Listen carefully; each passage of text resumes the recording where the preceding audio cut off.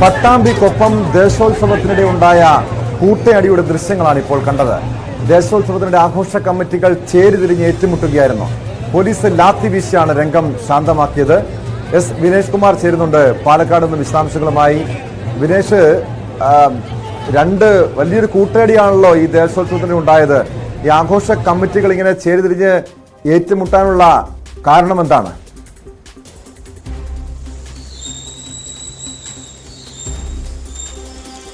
Tom, സാധാരണ നിലയിൽ ഇപ്പോൾ 2 വർഷമൊക്കെ ആയിട്ടാണ് ഈ വള്ളുവനാടൻ പ്രദേശങ്ങളിൽ, വള്ളുവനാടൻ അതിർത്തി പ്രദേശങ്ങളിലാണ് ഈ ദേശോത്സവം സംഘടിപ്പിക്കുന്നത്. ദേശോത്സവം എന്ന് പറഞ്ഞാൽ ഒരു ചെറിയ ഉത്സവം തന്നെയാണ്.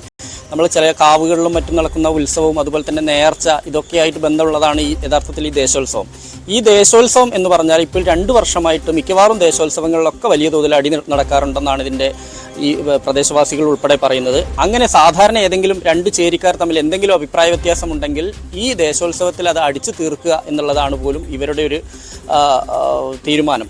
അതനുസരിച്ചാണ് ഇപ്പോൾ ഈ പട്ടാമ്പിക്കടുത്ത് കൊപ്പത്താണ് ദേശോത്സവം സംഘടിപ്പിച്ചത്. ആന ഉൾപ്പെടെ ഉണ്ടായിരുന്നു. ഈ ആനയെല്ലാം തന്നെ വാടകയ്ക്കെടുത്ത് ഇതിൽ പങ്കെടുപ്പിച്ചുകൊണ്ട് ദേശത്തുള്ള ആളുകൾ, പ്രത്യേകിച്ച് ഒരു സമുദായമോ അല്ലെങ്കിൽ ഉത്സവ കമ്മിറ്റിയോ നേർച്ചാ കമ്മിറ്റിയോ ഒന്നും അല്ല ചെയ്യുന്നത്. സാധാരണ അവിടുത്തെ ചില ക്ലബ്ബ് പോലുള്ള സംഘടനകൾ, മറ്റുള്ള ചെറുകിട സംഘടനകൾ, റിക്രിയേഷൻ ക്ലബ്ബുകൾ, ഇവരൊക്കെ ചേർന്നാണ് ഇത്തരത്തിലുള്ള പരിപാടികൾ സംഘടിപ്പിക്കുന്നത്.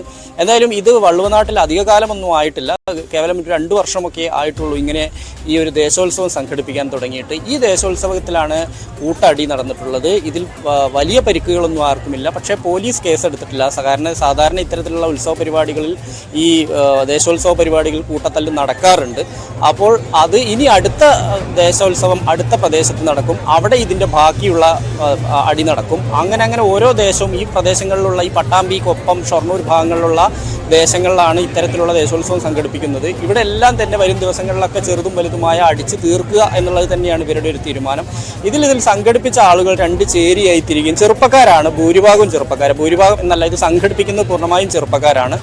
അവർ തമ്മിലുള്ള അഭിപ്രായ വ്യത്യാസവും ഇതുമെല്ലാം തന്നെ ഇങ്ങനെ ഒരു തല്ലുമാലയായി മാറുകയാണ്. നമുക്കറിയാം, ഈ ഉത്രാളിക്കാവിലെ ഉത്സവമൊക്കെയായി ബന്ധപ്പെട്ടുകൊണ്ട് തല്ലുമാല എന്ന് പറഞ്ഞൊരു സിനിമ, അല്ലെങ്കിൽ അത്തരത്തിലുള്ള അതിൻ്റെ ഒരു സമാനമായ രീതിയിൽ അതിനെ അനുസ്മരിപ്പിക്കുന്ന രീതിയിലുള്ള കൂട്ടയടി മിക്കവാറും ഈ വള്ളുവനാടൻ പ്രദേശങ്ങളിൽ, പാലക്കാടിൻ്റെയും അതുപോലെ തന്നെ മലപ്പുറത്തിൻ്റെയും തൃശ്ശൂരിൻ്റെയും അതിർത്തി ജില്ലകളിലെല്ലാം തന്നെ ഇത്തരത്തിൽ സംഘടിപ്പിക്കുന്ന പരിപാടികളെല്ലാം നടക്കാറുണ്ട്. ഇപ്പോൾ ഉത്സവത്തിനാണെങ്കിലും അതുപോലെ തന്നെ നേർച്ച നടക്കാറുണ്ട്. പട്ടാമ്പി നേർച്ചയൊക്കെ ഇനി അടുത്ത മാർച്ചിലാണ് വരാനിരിക്കുന്നത്. അതുപോലെ തന്നെ വലിയ ഉത്സവങ്ങൾ വരാനിരിക്കുന്നു, വേലകൾ വരാനിരിക്കുന്നു. അതിൻ്റെ ഒരു ഭാഗം തന്നെയാണ് ചെറിയ തരത്തിലാണെങ്കിൽ പോലും ഈ ദേശോത്സവം സംഘടിപ്പിക്കുന്നത്. ഈ ദേശോത്സവത്തിലാണ് ഇപ്പോൾ കൂട്ടയടി നടക്കുകയും, പക്ഷേ പോലീസ് കേസ് എടുത്തിട്ടില്ല. ആർക്കും വലിയ പരിക്കില്ല, അതുകൊണ്ട് ആർക്കും പരാതിയുമില്ല. അതുകൊണ്ട് പോലീസ് കേസുമായി മുന്നോട്ട് പോകേണ്ടതില്ല എന്നൊരു തീരുമാനത്തിലാണ് എത്തിയിട്ടുള്ളത്. ടോം, പക്ഷേ വിനേഷ്, ഇതൊക്കെ ഒരു കുടിപ്പകയിലേക്ക് മാറാൻ സാധ്യതയുണ്ടോ? വിനേഷ് പറഞ്ഞു അവിടെ ഇത്തരം ദേശോത്സവങ്ങളും ഉത്സവങ്ങളൊക്കെ ഉണ്ടാകുമ്പോൾ ഇത്തരം കൂട്ടയടികളൊക്കെ സ്വാഭാവികമാണെന്ന്. പോലീസും അതിനത്ര ഗൗരവത്തോടു കൂടിയല്ലേ കാണുന്നത്? കാരണം കേസെടുത്തിട്ടില്ല എന്ന് പറയുന്നു. അതെന്തുകൊണ്ടാണ് ഇത്തരം സംഭവങ്ങളൊക്കെ, ഇത്തരം കൂട്ടയടികളൊക്കെ ഉണ്ടാകുമ്പോൾ പോലീസ് ഒരു ലാത്തിയടിയിൽ മാത്രം അവസാനിപ്പിക്കുന്നത് നടപടികൾ?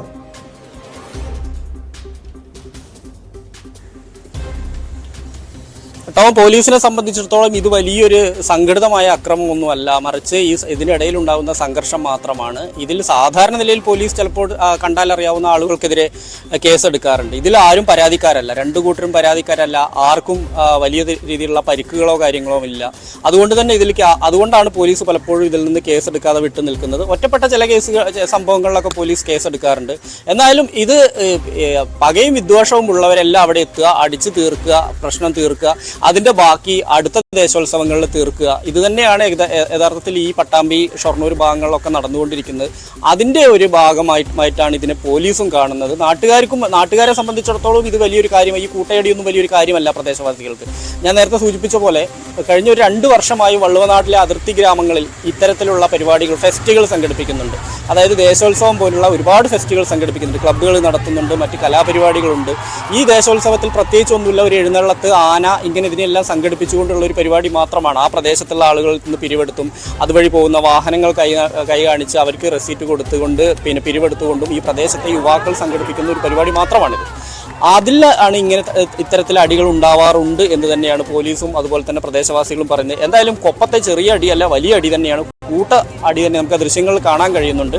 പക്ഷേ അതിൽ കേസെടുക്കേണ്ടെന്നുള്ളൊരു തീരുമാനത്തിൽ തന്നെയാണ് ഇതുവരെയും പോലീസ്. അത് ഈ ഉത്സവത്തിന്റെ ഭാഗമായതുകൊണ്ടാണോ വിനേഷ് ഇത് കേസെടുക്കേണ്ടെന്ന് പോലീസ് തീരുമാനിക്കുന്നതോ ആരും പരാതിയുമായി പോലീസിനെ സമീപിക്കാത്തതുകൊണ്ടാണോ? ഈ ഒരു കൂട്ടയടി വലിയ രീതിയിലുള്ള അടിയാണ് നമുക്ക് ആ ദൃശ്യങ്ങളിൽ നിന്ന് മനസ്സിലാക്കാൻ കഴിയുന്നത്. ആർക്കും പരിക്കൊന്നും ഉണ്ടായില്ലേ? എന്താണ് ഇതുമായി ബന്ധപ്പെട്ട് നമുക്ക് ഈ സമീപവാസികളിൽ നിന്നും അതോടൊപ്പം ഈ കമ്മിറ്റി അംഗങ്ങളിൽ നിന്നൊക്കെ മനസ്സിലാക്കാൻ കഴിയുന്ന വിവരം?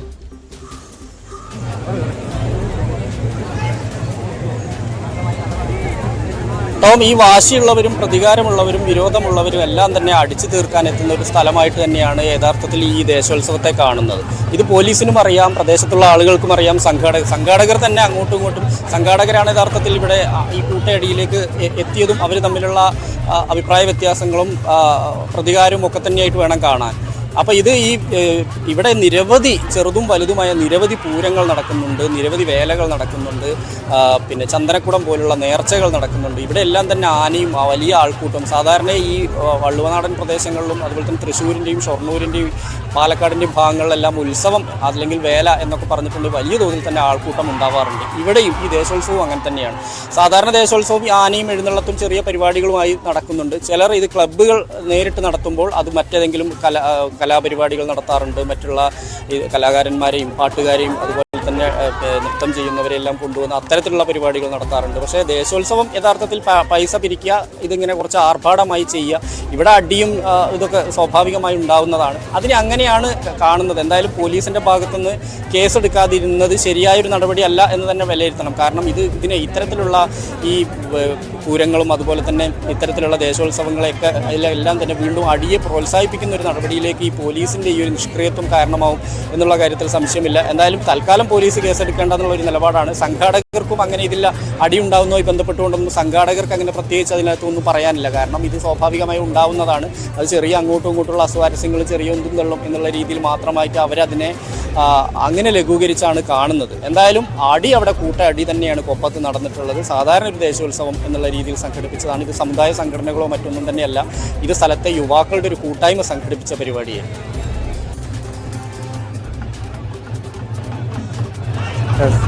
വ്യക്തമാണ്.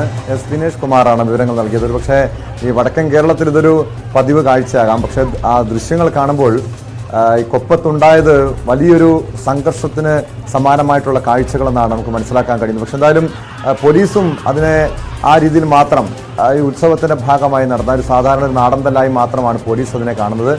ഇത്തരം സംഭവങ്ങൾ അത് കാര്യമായി പിന്നീട് ഒരു കുടിപ്പകയിലേക്ക് മാറാതിരിക്കാനാണ് ശ്രദ്ധിക്കേണ്ടത്.